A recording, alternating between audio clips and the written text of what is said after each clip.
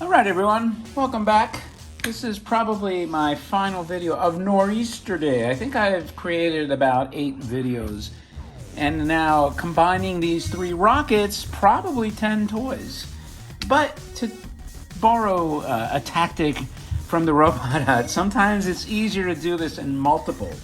And I happen to have all these out to repack and decided to film them all at once. So before we get into this, please take a second to subscribe. I would greatly appreciate it. And with that out of the way, and hopefully you have your beverage and snack on hand to kick back, let's take a look at these. The first rocket here today is this Bell 314. I thought it was a Joustra originally, but it's not. It's made in, let's get that on there, made in Italy. Look at that. Mamma mia. Super Mario would be proud. What does it do? Well, really nothing. It just rolls. But it rolls really nice. Oh, it smashes into the box. But, I mean, it's not really a friction dry. It's just spins loosely like you're pushing a Hot Wheel. So anyway, that's the first rocket. No box for that. Try to keep them all in frame because it looks a little prettier, right? And a second now, we have this cool atomic rocket with the prop. I like this box. It's at first I thought it was a little plain, but you know, in further review, I kind of like it just because it's really colorful. It's very, toyish. Like it kind of gives you the, more of a toy sense than something like fantastic. But that's all right. In this particular case, it works, and you can see the prop there flying off. Why they need a prop to sit down? Well, they should have called it the satellite like they usually do, because that would have been a more appropriate for launching into space, right? Having a satellite. So here's your atomic rocket with prop side panel. It's kind of plain and ordinary. Here's the end panel, but you know what? It gets the job done, and it's a very bright blue, bright red, nice little greens on there. So that's your atomic rocket with prop. And what about the rocket itself? Well, the rocket is here. You can see here. Let's take this as satellite. The satellite. Look at it. Now it's stuck on there. There we go. Push this down a little bit. And anyway, here's what your satellite looks like, and it's a friction drive. This one is friction, not like the Italian rocket. How do I say Italian? I'm actually Italian, and I shouldn't say Italian.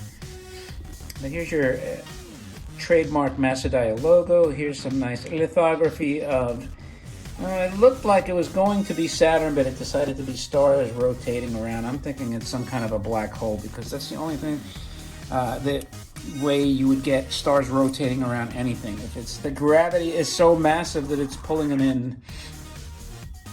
And you have a couple of portholes there. It's the X201, so it's kind of like an experimental plane.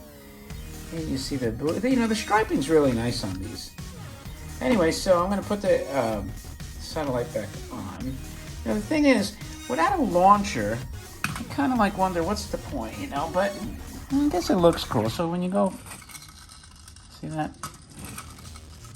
It really has a lot of duration on the satellite spinning. More so, this floor is so slick. If you want the sensation of a propeller, I guess like a helicopter, that's pretty much it. See if we can, like I said, the floor is just not conducive to helping these friction toys out. Because, man, this paint is slick, slick, slick. Anyway, that is your X201 atomic rocket with prop by Masudaya. And then, last but not least, we have this very rare box here.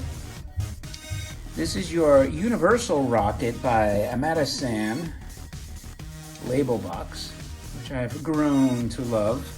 And the thing about this rocket, it's missing a key. So hopefully the seller will eventually contact me and tell me, hey, I had the key. Or he did neglected to tell me it was missing it. So if it had a key, what you would find is that you suspend this rocket, and I'm not a big fan of these. That's why I was actually reluctant.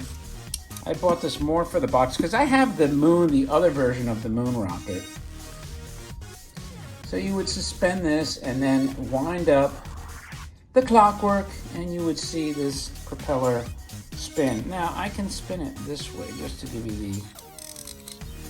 Let's see if I can get this out of the way and into the camera.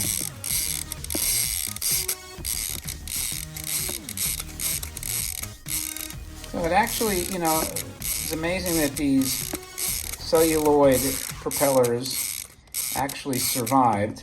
But that's pretty much the gist of it. So it's not like it's a big deal. It would actually be kind of a hassle to have to wind it.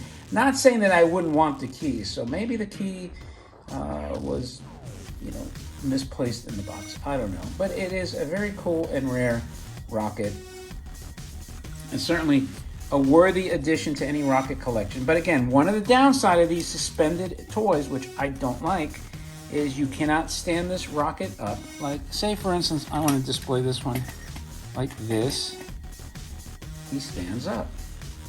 Will this one stand up with the satellite? I'm not sure the way it's balanced, but I would... No, this really, I wouldn't try. But you could do like that, right, and lean it. But you can't do that with this because this freaking propeller and shaft is in the way. So you can't, and this one would look really cool standing up. The only thing you can do is have some kind of clear stand that, you know, sits right there, and then this prop would be housed underneath it. You know, you can almost, well, you can't like drill a hole because you'd have to have a hole bigger for that whole thing, but something to hold it up. And at that point, like, it would be nicer to just have this thing suspended because it looks cool with the stripes on the fins. I didn't even go over the by the way, is another. You see that maker? Kosuge toy. Like Kosuge is actually on a lot of toys. I know I'm not pronouncing that correctly, but I don't know if I can get that in the camera. But anyway, that's another manufacturer logo, and then you have your SAN logo there. And then it's the Moon ZX1. Anyway, I better put this down because I know how I am. I'll get really spastic and break those little blades, those celluloid blades that survive.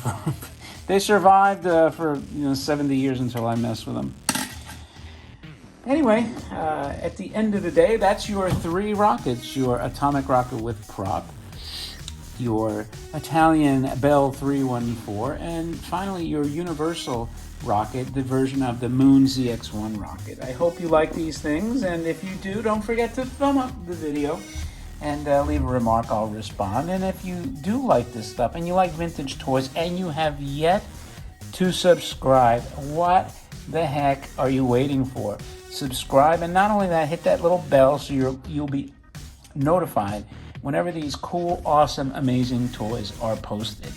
With that, thanks for your time. I always appreciate it, and I will talk to you later.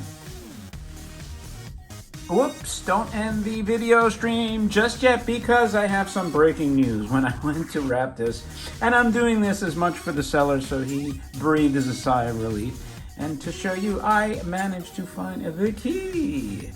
Look at that, the original, a shiny key for that universal rocket. And I tested it and it sounded cool enough that I said, I want to show you guys. So I know that we had ended this, but let me give this guy a couple of winds because he's just very cool. It sounds a lot different than me trying to spin it by hand. So sit tight.